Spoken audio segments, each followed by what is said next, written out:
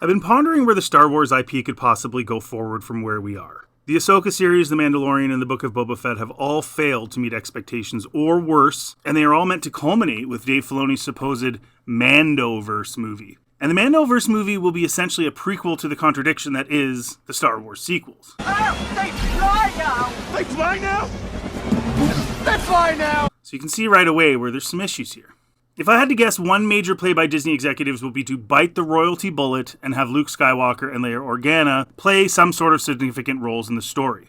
Possibly they could even have Han Solo in there. But I think they're going to have to go down that road, and some of my further points will express why. I can't imagine they simply take the characters of these disappointing shows and hand them the keys to a theater release film without the help of significant cameos. Like a bantha. But then, will that even matter or help? People were extremely excited when Luke Skywalker showed up in The Mandalorian, but after the dust settled and some time passed, the reality has returned to fans that Luke turns into the Luke in the sequel trilogy. And they certainly didn't do themselves any favors by making Luke fall back into the old Jedi dogma of attachments either. I'm offering it to you.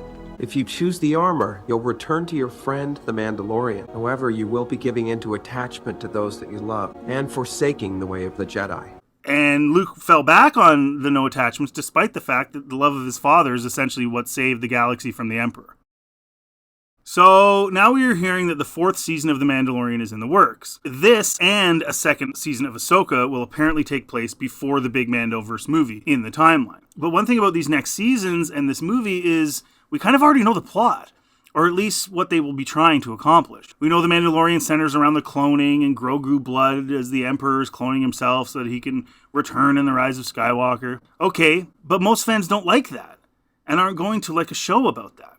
In fact, many fans didn't like that The Mandalorian veered in that direction so hard with the Moff Gideon story in Season 3. But they have to try to explain Palpatine regardless of what the fans want to see. Grogu's going to have to die. Or will they pull an Ahsoka where he somehow lives through the sequels while having absolutely zero involvement in them, like Ahsoka with the original trilogy? Boba Fett is a fraction of himself. No longer a bounty hunter, he's just a fat, uninspiring businessman who can't make a decision on his own. Will we get more of that in the Mandoverse film? Does anyone want to see that? We know Thrawn is coming back in Ahsoka Season 2, but we know he has nothing to do with the sequel trilogy, and therefore will be defeated either in Season 2 or Filoni's Mandoverse movie. So again, where's the tension?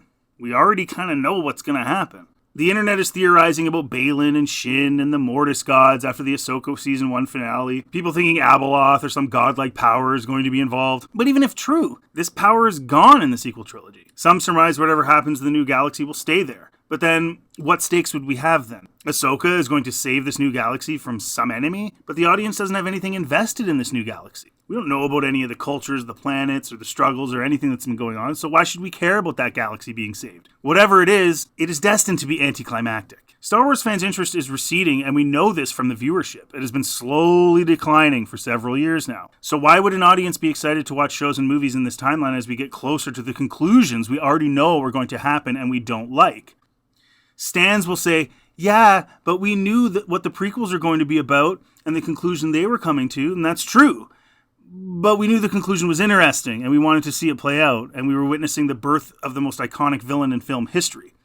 That's a far cry from Rey being told the 2 lightsabers will kill the Emperor, who we all thought was dead. Then factor in the popularity of another Rey movie that takes place after the sequels. She's so powerful, it's hard to imagine an enemy that would cause any tension. Sure, they'll make Finn a Jedi and try to redeem the good-for-nothing Rey screaming arc they gave him in the sequels. But hasn't that ship sailed? Are people really going to give them another chance after the China nonsense, too? All of this to say, where do we go from here? The future stories of Star Wars appear to be about as bleak as it gets. They simply can't put the worm back in the can when it comes to Ahsoka and Rey taking Luke Skywalker's story arcs from the EU. There's no way to appease those fans of Luke Skywalker. It's impossible now.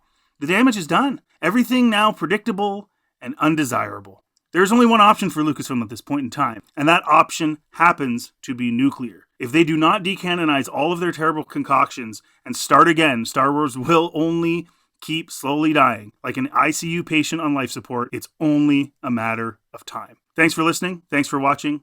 If you like this content, please like and subscribe. Check out anything else on my channel. You guys have a really, really good day.